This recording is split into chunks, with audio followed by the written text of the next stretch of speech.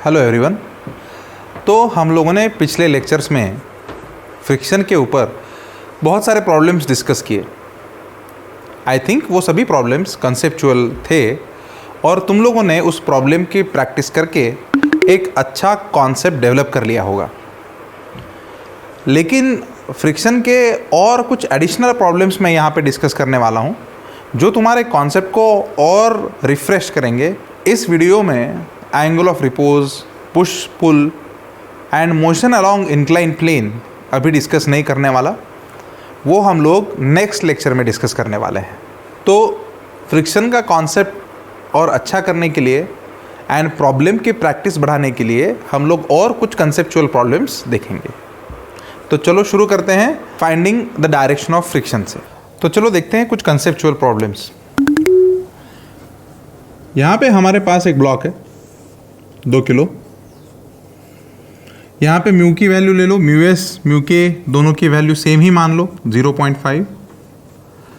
और ये प्रॉब्लम जो है हम लोग मेनली डायरेक्शन के लिए स्टडी कर रहे हैं। तो अब मैंने यहाँ पे फोर्स लगाया, ये फोर्स लगाया हम लोगों ने F। मान लो कि ये फोर्स मैंने लगाया 5 न्यूटन। तो क्या इसमें फ्रिक्शन एक्ट होगा? हाँ। फ्रिक्शन को सॉल्व करने के लिए सबसे बेस्ट है नॉर्मल रिएक्शन। तो mg हमारे पास होगा 2 × 10 दैट इज इक्वल टू 20। अब हम लोग ये निकाल सकते हैं मैक्सिमम फ्रिक्शन। मैक्सिमम फ्रिक्शन का फॉर्मूला हमारे पास है mu S into N. Mu S into N that is 0.5 × 20 that is equal to 10। तो ये मैक्सिमम फ्रिक्शन और नॉर्मल रिएक्शन आ गई। अच्छा, अब देखो यहाँ पे force parallel to the surface maximum friction से ज़्यादा है कि कम है? मैक्सिमम फ्रिक्शन कितना है? 10। अप्लाइड फोर्स कितना? 5। तो इसका मतलब ये कम है।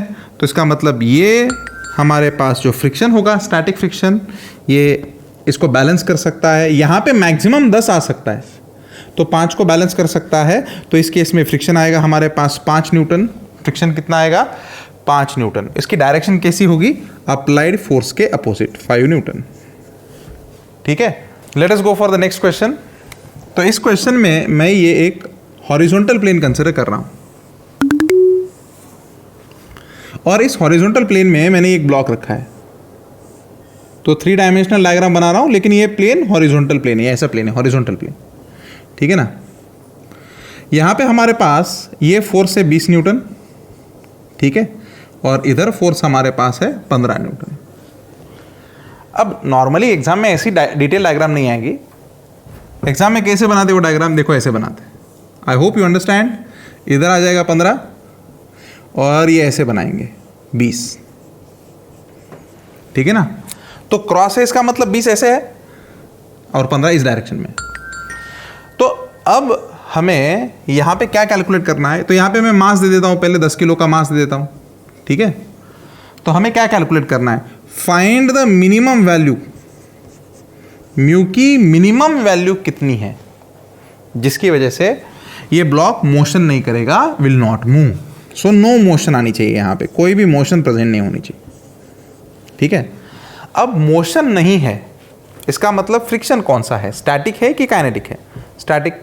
और अगर फ्रिक्शन स्टैटिक है तो इस केस में हमें फोर्स को बैलेंस करने वाला मैक्सिमम फ्रिक्शन चाहिए। तो सबसे पहले इस प्रॉब्लम को सॉल्व करते वक्त रिजल्टेंट फोर्स कैलकुलेट करें। तो मैं पहले क्या कैलकुलेट करूंगा? What is the force parallel to the surface. इस सरफेस को फोर्स पैरेलल कितना है? तो यहां पे मेरे पास ये 15 ऐसे है और यहां पे मेरे पास ये 20 ऐसे। तो इसकी रिजल्टेंट निकालनी पड़ेगी मुझे ऐसे। तो ये रिजल्टेंट आ जाएगा। यहां पे मेरे पास ये नेट फोर्स आ जाएगा ये। तो ये नेट फोर्स आर में कैलकुलेट कर सकता हूं। आर की value square root of 15 square plus 20 square. इसका मतलब ये 400 और ये 225, इसका मतलब ये 25 न्यूटन आ जाएगा। ठीक है ना। ये रिजल्टेंट फोर्स आ गया। नॉर्मली बच्चे इस केस में कॉन्सेप्ट कैसा डेवलप करते हैं कि यहाँ पे एक फ्रिक्शन आएगा इस डायरेक्शन में और यहाँ पे एक फ्रिक्शन आएगा इस डायरेक्शन में। दो फ्रिक्शन एक्ट नहीं होता। फ्रिक्शन हमेशा नेट पैरेलल फोर्स को अपोज करता है। तो यहाँ पे नॉर्मल रिएक्शन अगर हम लोग कैलकुलेट करेंगे तो यहाँ पे 10 किलो की बॉडी है तो हमारे पास आ जाएगी नॉर्मल रिएक्शन mg, तो दैट विल बी 100 न्यूटन। और यहाँ पे मुझे मैक्सिमम फ्रिक्शन कैलकुलेट करना है और मैक्सिमम फ्रिक्शन की वैल्यू, अब हमें तो म्यू की वैल्यू पता नहीं है, तो हमारे पास आएगा mu into N, that will be 100 into mu. Our target is to calculate minimum value of mu. अब देखो 25 न्यूटन इस बॉडी को आगे जाने की कोशिश कर रहा है, लेकिन बॉडी हिलनी नहीं चाहिए. इसका मतलब हमारे फ्रिक्शन ने इस 25 को बैलेंस करना चाहिए, या फ्रिक्शन उससे ज्यादा हुआ तो भी चल जाएगा. इसका मतलब क्या है? सपोज मैक्सिमम फ्रिक्शन हमारा पास आ गया 100 आ गया मैक्सिमम फ्रिक्शन. तो 100 अगर मैक्सिमम फ्रिक्शन आया तो वो 25 को बैलेंस कर सकता है क्या? हाँ, बराबर. तो हमें इतनी बैलेंसिंग वैल्यू चाहिए, और हमें जितनी वैल्यू चाहिए वो वैल्यू एक तो फ्रिक्शन के इक्वल होनी चाहिए या फ्रिक्शन से कम होनी चाहिए. हमें जितनी वैल्यू रिक्वायर्ड है, हमें 25 न्यूटन को बैलेंस करना है, तो हमें जितनी वैल्यू रिक्वायर्ड है वो वैल्यू हमें जो मैक्सिमम फ्रिक्शन दे सकता है उतनी, या मैक्सिमम फ्रिक्शन की वैल्यू ज्यादा. अगर मैक्सिमम फ्रिक्शन की वैल्यू ज्यादा रहेगी तो वो बैलेंस करेगा. अगर फ्रिक्शन कम हुआ तो बॉडी मोशन में आएगी, लेकिन हमें बोला है कि बॉडी का मोशन नहीं चाहिए. इसमें और एक इंपॉर्टेंट पॉइंट है, हमें क्या बोला है? मिनिमम वैल्यू निकालो. तो फ्रिक्शन इससे ज्यादा हो सकता है, तो मिनिमम फ्रिक्शन क्या हो सकता है? इसके इक्वल हो सकता है. तो इसका मतलब अगर मिनिमम वैल्यू निकालना है तो मैं ऐसे लिखूंगा 25 equal to mu minimum into 100. ये वैल्यू मैंने यहां से सब्स्टिट्यूट की. अगर मैं सिर्फ म्यू लेता तो मैं इस इक्वेशन को ऐसे लिखता 25 इक्वल टू 100 म्यू, लेकिन मैं ये इक्वल टू यहां पे साइन निकालने वाला हूं और ये कंडीशन बताएगा. हमें बोला है मिनिमम, इसलिए कम से कम वैल्यू, तो इससे ज्यादा होने वाली है वैल्यू फ्रिक्शन की, तो कम से कम वैल्यू इक्वल होगी, इसलिए ये वैल्यू. तो म्यू की मिनिमम वैल्यू मेरे पास आएगी कितनी? 0.25 मिनिमम वैल्यू, और म्यू की पॉसिबल वैल्यूज क्या आएंगी? 0.25 से जब तक म्यू ज्यादा है, जब तक म्यू की वैल्यू ज्यादा है तब तक वो बॉडी मूव नहीं करेगी, तब तक वो बॉडी स्टेशनरी रहेगी. Late us go for the next question.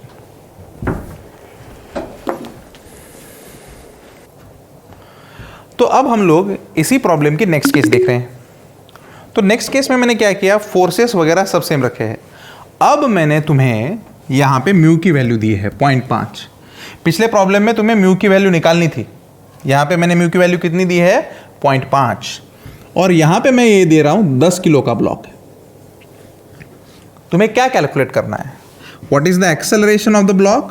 Block का एक्सेलरेशन कितना एंड फ्रिक्शन कितना, फ्रिक्शन की वैल्यू कितनी आ जाएगी. तो अभी ये तो नॉर्मल है, तो हम लोग यहाँ पे कैलकुलेट कर सकते हैं. देखो इधर ये ऐसे और इधर ऐसे, तो ये वाला फोर्स है 15, ये वाला फोर्स आ गया 20. हम लोगों ने यहाँ पे ये बंद कर दिया, इधर हमारे पास आ गया ऐसे. रिजल्टेंट फोर्स हम लोग कैलकुलेट कर सकते हैं. पिछले वाले में भी कैलकुलेट किया था 25 न्यूटन. अब 25 न्यूटन ये रिजल्टेंट फोर्स है. नॉर्मल रिएक्शन हमारे पास कितनी? mg, तो m इंटू जी. इसका मतलब 100 न्यूटन हमारे पास नॉर्मल रिएक्शन आ गई. और हम लोग मैक्सिमम फ्रिक्शन भी कैलकुलेट कर सकते हैं. बोलो मैक्सिमम फ्रिक्शन की value mu S into N. Mu S की वैल्यू 0.5, ये तो इसका मतलब 50 न्यूटन आ गया. तो मैक्सिमम फ्रिक्शन की वैल्यू 50 है. Net force parallel to the surface कितना है? 25. So what is the net force parallel to the surface? Sir 25 newton. तो क्या ये 25 न्यूटन और ये 50 न्यूटन है ना, तो ये 50 न्यूटन ये 25 न्यूटन को बैलेंस कर सकता है क्या? हाँ. और अगर बैलेंस कर सकता है तो फ्रिक्शन एग्जैक्टली इसके अपोजिट रहेगा. तो this will be the static friction. बोलो स्टैटिक फ्रिक्शन की वैल्यू कितनी रहेगी? 50 रहेगी क्या? नहीं, मैक्सिमम 50 है, लेकिन बैलेंस करने के लिए कितनी चाहिए? 25. तो यहां पे स्टैटिक फ्रिक्शन की वैल्यू आ जाएगी 25 न्यूटन, और ये इसको अपोज करेगा. तो अपोज करेगा तो what is the net force acting on the body? Net force acting on the body 0, क्योंकि यहां पे भी 25 और इधर भी 25. Net force that is equal to 0. और अगर नेट फोर्स इक्वल टू 0 है तो what is the net acceleration? 0. तो बॉडी मूव नहीं होगी इस केस में. और अगर तुम्हें फ्रिक्शन की डायरेक्शन भी कैलकुलेट करनी है तो तुम लोग क्या कर सकते हैं? इस लाइन को ऐसे बढ़ा दो, इस लाइन को ऐसे बढ़ा दो. You can calculate this angle made with 15 Newton theta. तो ये कैलकुलेट करने के लिए तुम्हें ये ट्रायंगल बनाना पड़ेगा। सो ये परपेंडिकुलर तुम्हारे पास ट्रायंगल है, ठीक है। ये वैल्यू तुम्हारे पास है या रिजल्टेंट तुम्हारे पास प्रेजेंट है 25 और तुम्हारे पास ये वैल्यू प्रेजेंट है 15, बराबर। तो तुम लोग ये वैल्यू कैलकुलेट कर सकते हो और ये वैल्यू कितनी आएगी, ये एडजेसेंट साइड है ना कॉस, सो देयरफॉर तुम लोग लिख सकते cos adjacent side divided by hypotenuse, so that will be 15 divided by 25 that is equal to 3 divided by 5। Hence theta की वैल्यू कॉस थीटा की वैल्यू कितनी आएगी हमारे पास 53 डिग्री। क्लियर। तो इस केस में बॉडी मूव नहीं करेगी एंड रिजल्टेंट फ्रिक्शनल फोर्स हमारे पास 25 न्यूटन आएगा। Late us go for the next question. अब हम लोग सेम ही प्रॉब्लम देखने वाले, लेकिन इसमें मैं कुछ वैल्यू चेंज करने वाला हूं। अब यहां पे जो ब्लॉक है, ये ब्लॉक 2 किलो का ले लो। कितने किलो का, 2 किलो का, है ना। और अब तुम्हें सेम क्वेश्चन है, फ्रिक्शनल कितना और एक्सेलरेशन कितना, लेकिन मैं यहां पे देते वक्त 2 वैल्यूज तुम्हें देने वाला हूं। किसकी 2 वैल्यूज, म्यू की 2 वैल्यूज। मैं तुम्हें म्यू की वैल्यू पहले दूंगा, म्यू एस की वैल्यू आ जाएगी 0.5 और म्यू के की वैल्यू मैं तुम्हारे पास दे दूंगा 0.2, ठीक है। तो हमेशा का हम लोग तो नेट फोर्स निकालने ही वाले हैं। तो हमारे पास यहाँ पे आ गया 20, ये परपेंडिकुलर है, इधर 15, यहाँ पे ये 90 डिग्री, इधर से ऐसे बना दो, यहाँ पे आ गया ये। तो रिजल्टेंट हमारे पास कितना आएगा, square root of 20 square plus 15 square, इसका मतलब 25 न्यूटन। तो ये रिजल्टेंट 25 न्यूटन आ गया, ठीक है। अच्छा, अब आगे तुम्हें नॉर्मल रिएक्शन निकालनी पड़ेगी। नॉर्मल रिएक्शन हमारे पास है mg, लेकिन यहाँ पे अब मास अलग है 2 किलो, तो 20 newton. Friction, maximum friction calculate कर सकते हैं। मैक्सिमम फ्रिक्शन की value mu S into N. बोलो म्यू एस की वैल्यू कितनी, 0.5, एन की वैल्यू 20, तो मैक्सिमम फ्रिक्शन आ गया 10, है कि नहीं। मैक्सिमम फ्रिक्शन की value 10। What is the force parallel to the surface, बोलो 25। तो क्या ये 25 फोर्स 10 न्यूटन को बैलेंस कर सकता है, नहीं। तो ये 10 न्यूटन और 25 एक दूसरे को बैलेंस नहीं कर सकते। तो मोशन होगी कि नहीं होगी, तो श्योरली मोशन होगी, तो बॉडी विल मूव, बॉडी का मोशन हमारे पास प्रेजेंट होगा। और जैसे ही बॉडी का मोशन होगा तो हमारे पास कौन सा फ्रिक्शन आएगा, काइनेटिक फ्रिक्शन कि स्टैटिक फ्रिक्शन, काइनेटिक फ्रिक्शन। तो काइनेटिक फ्रिक्शन के लिए म्यू के इंटू एन। चलो म्यू के की वैल्यू बोलो कितनी है यहाँ पे, 0.2, है ना। एन की वैल्यू बोलो, एन की वैल्यू कितनी है यहाँ पे 20, तो यहाँ पे रख दो 20। तो यहाँ पे अपने पास कितना आ गया, काइनेटिक फ्रिक्शन हमारे पास आ गया 4 न्यूटन। तो ये 4 न्यूटन काइनेटिक फ्रिक्शन हमारे नेट फोर्स को अपोज करेगा। ये नेट फोर्स है ना, इसको अपोज करेगा। तो इसका मतलब हम लोग बॉडी का एक्सेलरेशन कैलकुलेट कर सकते हैं। तो बॉडी का एक्सेलरेशन कैलकुलेट करने के लिए बॉडी पे 25 न्यूटन फोर्स आगे, बॉडी पे काइनेटिक फ्रिक्शन जो है वो पीछे, तो -4। This is the net force acting on the body. और नेट फोर्स को हम लोग लिख सकते हैं मास इंटू एक्सेलरेशन। बॉडी का मास हमारे पास 2 है और बॉडी का एक्सेलरेशन हमें कैलकुलेट करना है a। तो तुम लोग अभी कैलकुलेट कर सकते हो, तो a की वैल्यू आएगी 21 डिवाइडेड बाय 2 मीटर पर सेकेंड स्क्वायर। हाँ, अगर तुम्हें बॉडी की वेलोसिटी कैलकुलेट करनी है, फॉर एग्जांपल 4 सेकंड बाद बॉडी की वेलोसिटी कितनी होगी, तो तुम लोग बॉडी की वेलोसिटी भी कैलकुलेट कर सकते हैं। Use a kinematical equation v equal to u plus at। मैंने तुम्हें अभी बोलते बोलते बोला था टाइम की वैल्यू 4 सेकंड ले लेना, तो value of time is 4 second. Initial velocity हम लोग मानेंगे 0 है, मैंने मानी है यहाँ पे इनिशियल वेलोसिटी 0, तो v की वैल्यू तुम लोग कैलकुलेट कर सकते हैं। Acceleration 21 divided by 2 into time की वैल्यू मेरे पास है 4 सेकेंड, तो यहाँ पे मैं मल्टीप्लाई करूँगा 2, तो मेरे पास वैल्यू आ जाएगी 42 मीटर्स पर second. So this is the velocity of the body after 4 seconds. This will be the acceleration of the body. Body will move, इसलिए हमारे पास काइनेटिक फ्रिक्शन एक्ट होगा और काइनेटिक फ्रिक्शन की वैल्यू हमारे पास आएगी 4 न्यूटन। तो बैठे थे यहाँ पे और अभी मनीष सर के साथ चर्चा करते करते एक अच्छा कंसेप्चुअल प्रॉब्लम हमें मिला, तो मैं वो प्रॉब्लम तुम्हारे सामने रखता हूँ। तुम्हें कुछ नहीं करना है, तुम्हें सिर्फ ये बताना है कि फ्रिक्शन की डायरेक्शन क्या है, बराबर है ना। चलो आ जाओ। तो यहाँ पे देखो एक बॉडी है, पहले मान लेता हूँ मैं सरफेस है, ये सरफेस स्मूथ है, ठीक है, यहाँ पे कोई फ्रिक्शन नहीं है। यहाँ पे मेरे पास एक पहला ब्लॉक है, यहाँ पे मेरे पास ये दूसरा ब्लॉक। इधर इस बॉडी का एक्सेलरेशन है 10 मीटर पर सेकंड स्क्वायर और इधर इस बॉडी का एक्सेलरेशन है 5 मीटर पर सेकंड स्क्वायर। इस बॉडी की इधर वेलोसिटी हम मान लो 2 मीटर पर सेकंड है ना, और इस बॉडी की इधर वेलोसिटी मान लो 20 मीटर्स पर सेकंड। ठीक है, तुम्हें सिर्फ ये बताना है कि इस केस में फ्रिक्शन कहाँ पे एक्ट होगा। तो स्क्रीन को पॉज करो, एक्सप्लेनेशन मत सुनो, पहले फ्रिक्शन की वैल्यू कैलकुलेट करो। ठीक है, चलो आगे बढ़े। तो सबसे बड़ा कंफ्यूजिंग फैक्टर जो है यहाँ पे, बच्चे यहाँ पे देखने वाले इस एक्सेलरेशन को। तो यहाँ पे तुम्हें एक्सेलरेशन को देखने की जरूरत नहीं। पहली बात मुझे ये बताओ कि यहाँ पे स्टैटिक फ्रिक्शन एक्ट होगा कि kinetic. Sir kinetic friction act होगा। चलो मुझे बताओ ये काइनेटिक फ्रिक्शन तुम लोगों ने ऐसा क्यों बोला? क्योंकि सर इन दोनों में एक्सेलरेशन अलग अलग है। नहीं, काइनेटिक फ्रिक्शन क्लियर बोलता है। काइनेटिक के लिए क्या देखनी चाहिए तुम्हें? मोशन ऑफ द बॉडी, है ना? क्या देखनी चाहिए? बॉडी की मोशन, एंड सबसे इंपॉर्टेंट है बॉडी की रिलेटिव मोशन। तो रिलेटिव मोशन देखनी चाहिए, और ये मोशन अल्टीमेटली डिपेंड किस पे करता है? हम लोग एक्सेलरेशन से बता सकते हैं क्या मोशन? नहीं, मोशन का ट्रू मेजर है वेलोसिटी।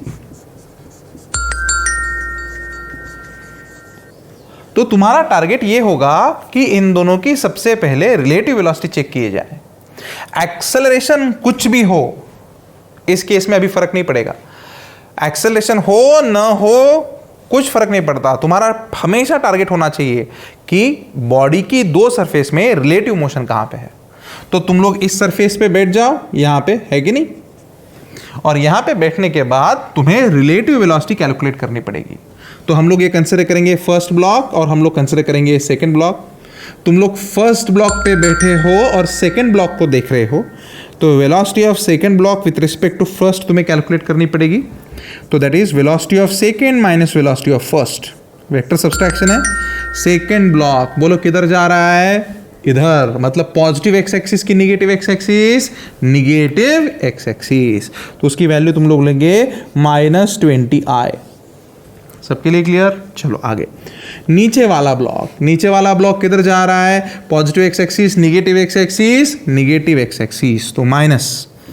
यहां पे हमारे पास वैल्यू डालनी पड़ेगी -2i। अब हम लोग इसको सॉल्व कर सकते हैं, और यहां से मेरे पास क्या रिजल्ट आया? This is -18i। तो ये रिलेटिव मोशन इस ऑब्जर्वर को दिखाई देगी।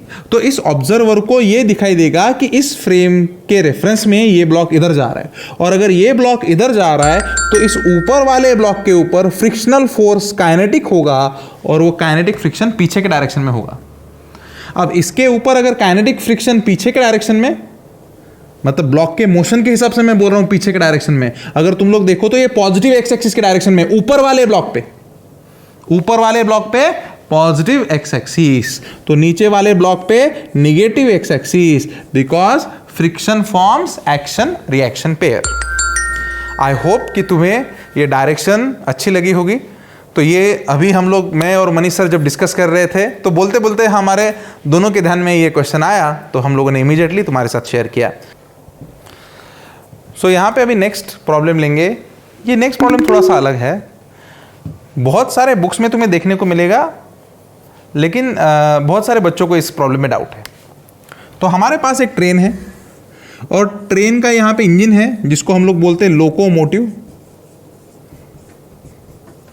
और यहाँ पे ये ट्रेन के डब्बे हैं, and this train is moving along the track. मान लो कि ट्रेन की वेलोसिटी 10 मीटर्स पर सेकेंड। ये जो पिछले वाले डब्बे ना, ये पूरे के पूरे, इन सब का जो मास है, मान लो कि वो मास 500 टन है, ठीक है। और ये जो लोकोमोटिव है इसका मास हमारे पास है 100 टन। तुम्हें क्या बोला है? यहां पे फ्रिक्शन एक्ट होता है। तो मेरा पहला क्वेश्चन, यहां पे कौन सा फ्रिक्शन होगा, स्टैटिक की काइनेटिक? क्या इस सरफेस के रेफरेंस में ये ऊपर की बॉडी मूव कर रही है? हाँ सर, तो यहां पे काइनेटिक फ्रिक्शन एक्ट होगा। तो नॉर्मली प्रॉब्लम में ऐसे नहीं बोला जाता कि काइनेटिक फ्रिक्शन है, मोशन है तो काइनेटिक फ्रिक्शन ही है। तो यहाँ पे ऐसे बोला गया फ्रिक्शन इज 10 न्यूटन पर टन, ऐसी वैल्यू दी जाती है। तो तुम्हें क्या पूछा है, what is the value of power, power की वैल्यू कितनी। तो सिंपल है, सबसे पहले टोटल मास कैलकुलेट कर लो। तो हमारे पास मास कितना आ गया 500 प्लस लोकोमोटिव का मास यहाँ पे ऐड करना है, ये सबसे इंपॉर्टेंट बात। तो यहाँ पे आ गया 600 टन, ठीक है ना। अब तुम लोग फ्रिक्शनल फोर्स कैलकुलेट कर सकते हो टोटल, 1 टन के लिए 10, लेकिन यहाँ पे 600 टन है, तो इसका मतलब फ्रिक्शन कितना आ गया 600 इंटू 1 टन के लिए 10, इसका मतलब 6000 न्यूटन। ठीक, अब हम लोग पावर कैलकुलेट कर सकते हैं। तो what is value of power, power required force into velocity. Force की वैल्यू हमारे पास प्रेजेंट कितनी है 6000, तो यहाँ पे लिख लो 6000 इंटू वेलोसिटी की वैल्यू हमारे पास कितनी है 10, तो यहाँ पे कितना आएगा 60,000 वैट, या तुम लोग इसको लिख सकते हैं 60 किलोवाट। अब ये पावर ना हमें सप्लाई करनी पड़ती है लोकोमोटिव को, और इसी वजह से ये ट्रेन कांस्टेंट वेलोसिटी मेंटेन कर पाएगी। Late us go for the next question. तो इस क्वेश्चन में हम लोग यहां पे एक हॉरिजॉन्टल सरफेस लेंगे, देखो यहां पे, और इस सरफेस की तुम्हें म्यू मिनिमम कैलकुलेट करनी है। What is the mu minimum. यहां पे हम लोगों ने एक ब्लॉक रखा है इधर ऐसा, यहां पे एक ब्लॉक लिया है, ठीक है ना, और यहाँ पे एक लिया है ऐसे, यहाँ पे हम लोगों ने स्ट्रिंग अटैच करी इधर। मान लो कि ये स्ट्रिंग वर्टिकल के साथ एंगल 37 करती है, तो म्यू मिनिमम यहाँ पे कितना होना चाहिए जिसकी वजह से यहाँ पे कोई भी मोशन नहीं होगी, नो मोशन। मान लो कि यहाँ पे ये 4 किलो का ब्लॉक है और यहाँ पे मान लो कि ये 2 किलो का ब्लॉक है, ठीक है। चलो स्क्रीन को पॉज करो और सॉल्व करने की कोशिश करो। चलो आगे बढ़े, आ जाओ। तो यहाँ पे सबसे पहले हम लोग टेंशन मार्क करेंगे, तो मैं यहाँ पे टेंशन दिखाऊंगा, इधर टेंशन आ जाएगा, ये टेंशन आ जाएगा T1, इधर टेंशन आ जाएगा ये T1। मोशन नहीं चाहिए, इसका मतलब इस फ्रिक्शनल फोर्स ने यहाँ पे इस टेंशन को बैलेंस करना चाहिए, बराबर। तो हमें ये टेंशन की वैल्यू पहले कैलकुलेट करनी पड़ेगी। तो यहाँ पे तुम लोग भी टेंशन दिखा सकते हैं इधर, तो यहाँ पे टेंशन आ जाएगा ये T2, और यहाँ पे ये टेंशन आ जाएगा T, या इसको तुम लोग बोलोगे डायरेक्ट mg जितना टेंशन है यहाँ पे mg वेट है, क्लियर। अब तुम लोग यहाँ पे लैमिस थ्योरम अप्लाई कर सकते हैं, तो सभी एंगल वैंगल पूरे निकाल लो। तो यहाँ पे ये पूरा एंगल 90 है, और यहाँ पे तुम्हारे पास ये भी एंगल आ जाएगा, तो ये एंगल मेरे पास आ जाएगा 53 डिग्रीज। तो लैमिस थ्योरम हमारे पास क्या है, तो F divided by sine alpha, F1 force, F2 divided by sine beta equal to F3 divided by sine gamma, ठीक है। चलो आ जाओ, F1 T1 मान लेना, T1 डिवाइडेड बाय, हाँ इसके सामने वाला वैल्यू बोलो पूरा कितना है 90 प्लस 53, तो साइन यहाँ पे आ जाएगा 90 plus 53 equal to F2। What is value of F2 here, you can take any value, तो हम लोग लेंगे T2, तो यहाँ पे मैं T2 वैल्यू ले लेता हूँ। तो T2 के यहाँ का एंगल कितना है 90, तो हम लोग यहाँ पे लेंगे साइन ऑफ 90 इक्वल टू, हमारे पास mg प्रेजेंट है, तो वेट mg हमारे पास कितना है, ये 2 किलो, तो 20 वेट है, और mg के सामने वाला एंगल ये वाला एंगल, तो हमारे पास लेना पड़ेगा साइन ऑफ 90 प्लस 37, ठीक है ना। अब तुम लोग इसकी वैल्यू लिख सकते हो T1 साइन 90 प्लस 53, है ना। तो तुम लोग अगर यहाँ पे देखोगे sine 90 plus 53 that is equal to cos of 53, and cos 53 का वैल्यू है 3 डिवाइडेड बाय 5। तुम लोग यहाँ पे लिख सकते हो sine 90 plus 37, next value that is cos of 37, cos of 37 का वैल्यू मेरे पास है 4 डिवाइडेड बाय 5। तो ये दोनों वैल्यू मैं यहाँ पे रखने वाला हूँ, तो यहाँ पे ये उल्टा हो जाएगा, ये 5 डिवाइडेड बाय 3 आ जाएगा, यहाँ पे ये फिर से उल्टा हो जाएगा। तो यहाँ पे कुछ नहीं, साइन 91 है, तो यहाँ पे T2 का T2, और उधर में वैल्यू में रखूँगा, तो यहाँ पे ये 5 divided by 4 into 20। I hope you are understanding the calculation. हमारा टारगेट क्या है, T1 कैलकुलेट करना, क्यों T1 क्यों? क्योंकि सर T1 से ही फ्रिक्शन आएगा। तो चलो कैलकुलेट करें T1 की वैल्यू। तो T1 की वैल्यू ये 5 कैंसिल हो जाएगा, तो T1 की वैल्यू मेरे पास कितनी आएगी, ये 3 इधर चला जाएगा, तो 3 डिवाइडेड बाय 4 इंटू 20, तो इसका मतलब 15 न्यूटन T1 की वैल्यू आई। तो इस ब्लॉक के ऊपर 15 न्यूटन फोर्स एक्ट हो रहा है, तो हमें यहां पे 15 न्यूटन बैलेंस करने वाला फोर्स चाहिए। तो हमें चाहिए 15 न्यूटन बैलेंसिंग फोर्स, और हमें जितना चाहिए उससे फ्रिक्शन एक तो ज्यादा हो, नहीं तो उसके इक्वल हो, बराबर।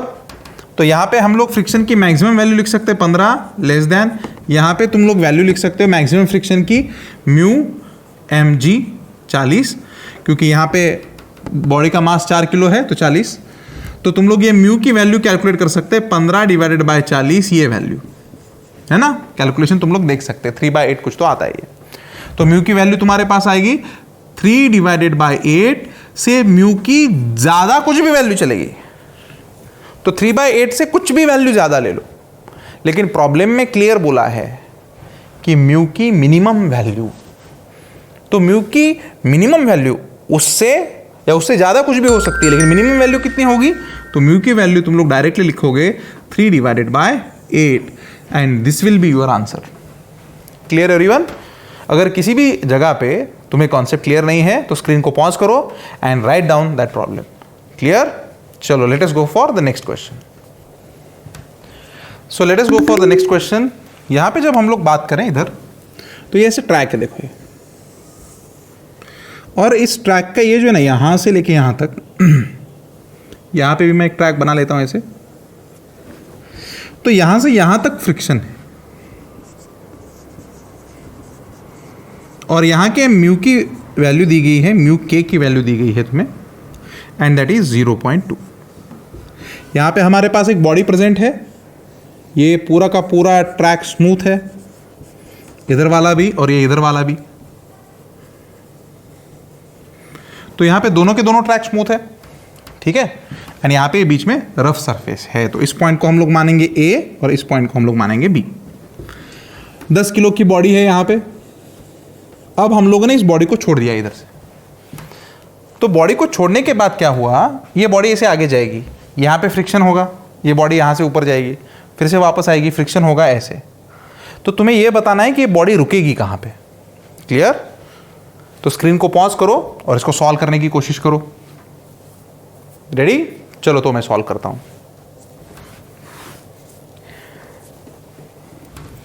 तो सबसे पहले यहां पे ध्यान दो कि बॉडी के पास पोटेंशियल एनर्जी है ना, तो बॉडी के पास पोटेंशियल एनर्जी कितनी है, mgh। तो तुम लोग कैलकुलेट कर सकते हैं 10 इंटू 10 इंटू, अच्छा तो यहां पे हाइट बाकी है, कुछ भी ले लो हाइट, तो हाइट की वैल्यू ले लो 2 मीटर। अभी भी तुम लोग स्क्रीन को पॉज करके इसको सॉल्व कर सकते हैं। तो यहाँ पे 2 मीटर, तो यहाँ पे मेरे पास कितना आ गया, 200 जूल। तो ये पोटेंशियल एनर्जी काइनेटिक एनर्जी में कन्वर्ट होगी, और ये यहाँ पे जाने के बाद ये फ्रिक्शन इस एनर्जी को खाएगा, यहाँ से फिर से ऊपर जाएगा, यहाँ पे जाते हो तो ये सरफेस स्मूथ है, तो इधर कुछ एनर्जी लॉस नहीं होगा, तो जो भी एनर्जी लॉस होने वाली है इधर होने वाली है, मतलब वर्क ऑफ फ्रिक्शन में लॉस होने वाली है। तो अगर बॉडी एक बार यहां से यहां तक आगे जाएगी, है ना, अगर बॉडी यहां से यहां तक आगे जाएगी, मान लो कि ये डिस्टेंस भी हमारे पास है 4 मीटर, ठीक है, डिस्टेंस कितना है हमारे पास 4 मीटर। तो बॉडी अगर यहां से यहां तक आगे जाएगी तो what will be the work of friction, then work of friction कितना आएगा, तो तुम लोग कैलकुलेट कर सकते हैं force displacement into cos of theta. Force की value, friction kinetic friction act होगा, तो म्यू के इंटू एन, तो हम लोग यहाँ पे पहले नॉर्मल रिएक्शन कैलकुलेट करके लेंगे mg, तो इसका मतलब हमारे पास नॉर्मल रिएक्शन है 100 न्यूटन। काइनेटिक फ्रिक्शन हम लोग कैलकुलेट कर सकते हैं mu K into N. Kinetic friction mu K की वैल्यू हमारे पास प्रेजेंट है, तो हमारे पास फ्रिक्शन आएगा 20 न्यूटन, ठीक है। तो अब हम लोग एक बार जाने का 1 टाइम का वर्क डन कैलकुलेट कर सकते हैं। फ्रिक्शन की वैल्यू 20, डिस्प्लेसमेंट हाँ 4 मीटर, और cos of theta is how much, cos of 180, तो माइनस आ जाएगा, तो -80 जूल।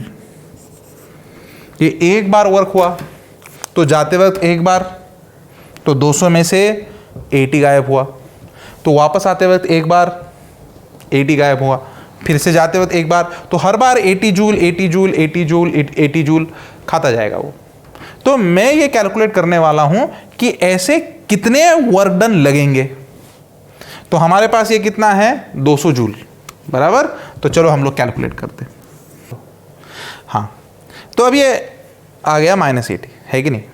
अब एक बार जाने में 80 का लॉस हो रहा है, एक बार जाने में। यहां पे माइनस साइन का इंडिकेट कर रहा है, तो फ्रिक्शनल फोर्स का वर्क नेगेटिव है। इसका मतलब फ्रिक्शनल फोर्स एनर्जी को कम करने की कोशिश कर रहा है। तो ऐसा अगर 80 से कम करता जाएगा तो हमें 200 खत्म करनी है। तो इसका मतलब हम लोग क्या लिख सकते हैं, 80 का लॉस है यहां पे एक बार जाने में। ऐसा हम लोग n टाइम्स जा रहे हैं, n बार आगे जा रहे हैं, तो कितना खत्म होगा 200। तो हम लोग n की वैल्यू कैलकुलेट कर सकते हैं, 200 डिवाइडेड बाय 80, कैंसिल कर दो इसको, तो ये आ जाएगा कितना 5 डिवाइडेड बाय 2, तो n की वैल्यू हमारे पास आ गई 2.5।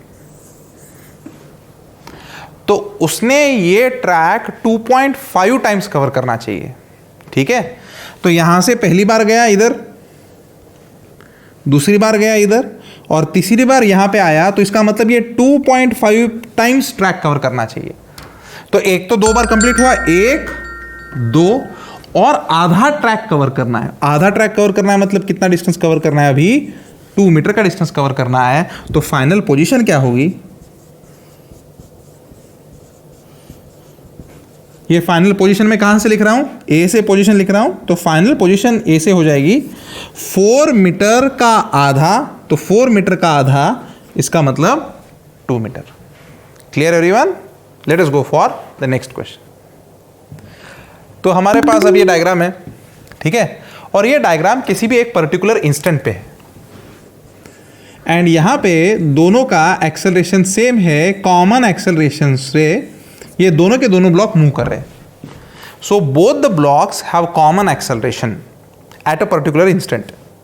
तो तुम्हें क्या कैलकुलेट करना है, calculate the force in the spring, ठीक है। स्क्रीन को पॉज करो और कैलकुलेट करने की कोशिश करो। चलो ठीक है, तो सबसे पहले हम लोग क्या कैलकुलेट करेंगे, फ्रिक्शनल फोर्स। तो यहां पे मेरे पास नॉर्मल रिएक्शन आ गई N1 40, समझ गया ना। अब यहां पे पहला फोर्स आ जाएगा F1, बोलो F1 की वैल्यू कितनी, mu K into N. Mu K की वैल्यू मेरे पास है 0.4, ये 40, इसका मतलब पहला फ्रिक्शन आ गया मेरे पास 16 न्यूटन।